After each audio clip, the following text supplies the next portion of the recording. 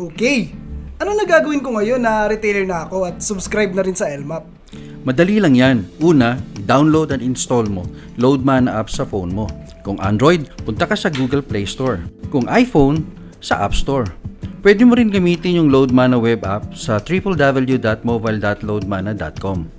Pagkalagin mo sa app, punta ka sa affiliate link. Sa affiliate menu, kopyahin mo yung link mo. Tapos, isend mo sa mga kaibigan mo.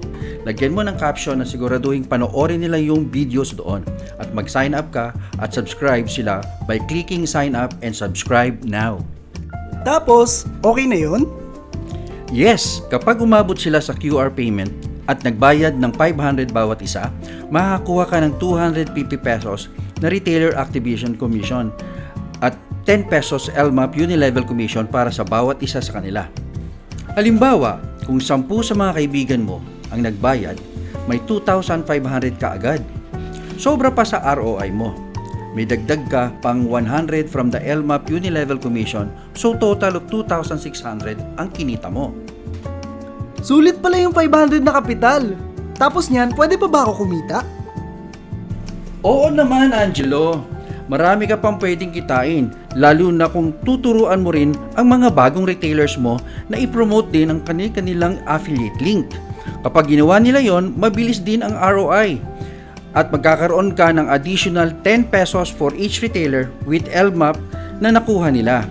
Kung bawat isa sa kanila ay makakakuha ng 10 retailers, ibig sabihin magkakaroon ka ng 100 new retailers on your second level na may katumbas na 1,000 LMAP Unilevel Commission. Kung tuloy-tuloy natin yan up to 10th level, milyon-milyon ang pwedeng maging commission mo. Wow! Ganon kalaki? Paano kung 5 lang yung nakuha kong bagong retailers? Okay lang ba yun? Oo naman! Kung 5 lang, may 250 times 5, so 1,250 ka sa Retailer Activation Commission. Plus 10 pesos times 5, that's 50 pesos na first level LMAP Unilevel Commission. Sa total, 1,300 agad bumalik sa'yo. Sobra pa rin sa ROI. Sabihin natin na naturuan mo rin silang lahat at hanggang 5 lang din ang nakuha ng bawat isa sa kanila up to your 10th level. Ito pa rin ang potential income mo. Grabe pa rin pala ang laki. Kung mas conservative ako, let's say na 3 lang nakuha ko, tapos tigta 3 lang din sila sa 10th level ko, magkano pwede kong kitain sa LMAP Unilevel Commission? Sige, kung puro tayo tamad, kaya tigta 3 na lang bawat isa, ito ang resulta ng trabahong tamad. Wow! Kahit tamad mode lang at 3 lang rin ang in-invite ko at ginaya lang nila yung katamaran ko, almost 900,000 pa rin yung potential income ko.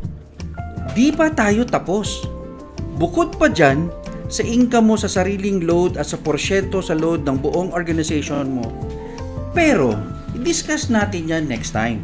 Sa ngayon, ito muna ang simulan mo. Siguraduhin mong mag-sign up at subscribe agad ang mga close friends and relatives mo sa iyong affiliate or referral link. Ikaw din, baka maunahan ka pa ng iba.